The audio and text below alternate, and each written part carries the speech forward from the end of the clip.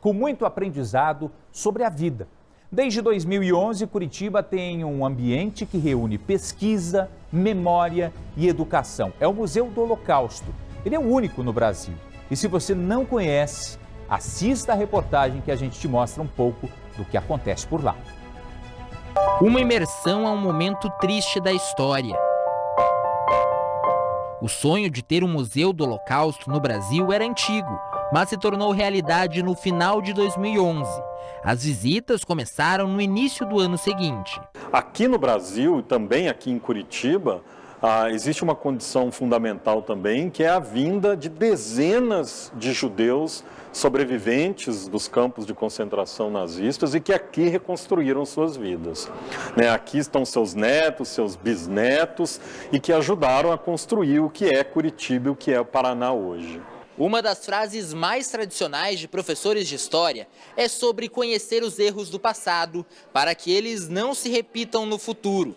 E isso tem tudo a ver com a proposta do museu, inclusive para assuntos atuais, como racismo e homofobia. É possível falar sobre o Holocausto sem falar sobre valores, sem falar sobre ética e sem conectar com os nossos problemas, as nossas mazelas, dos dias de hoje.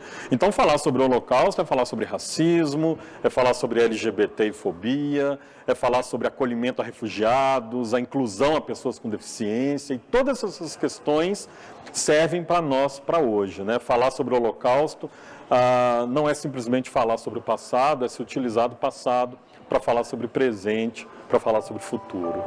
Esse é um dos locais que mais chamam a atenção dentro do museu. Uma lista de nomes de pessoas que não eram da religião judaica e, mesmo assim, arriscaram a própria vida para salvar judeus perseguidos. Quando as pessoas pensam em Holocausto, normalmente se pensa ou nas vítimas, que não foram apenas judeus, ou nos nazistas, os perpetradores. E se esquecem que a grande maioria das pessoas não era nenhum e nem outro, esses observadores, como a gente costuma dizer, uma parcela mínima deles arriscou suas próprias vidas, as vidas dos seus familiares, para tentar salvar judeus durante o Holocausto. Hoje existem reconhecidos cerca de 27 mil pessoas que não eram judeus e que durante aquele período arriscaram suas vidas. Dentre eles existem 2 brasileiros, uma delas uma paranaense, Dona Araci Moebius de Carvalho Guimarães Rosa, que era então, trabalhava no consulado do Brasil em Hamburgo. É importante a gente até transmitir para os jovens, hoje em dia, a importância dessas pessoas que não cruzaram os braços, vendo tudo aquilo acontecer e decidiram, mesmo correndo risco, ajudar o próximo. Desde a inauguração até os dias atuais, o museu recebe doações de sobreviventes do Holocausto para aumentar o acervo. Aqui a importância é de se dar os rostos, os nomes, os sobrenomes e contar histórias individuais.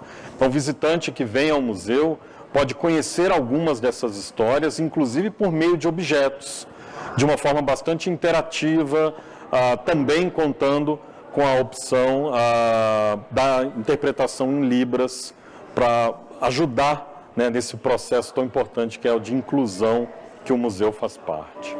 Quem quiser conhecer o espaço precisa marcar horário pelo site.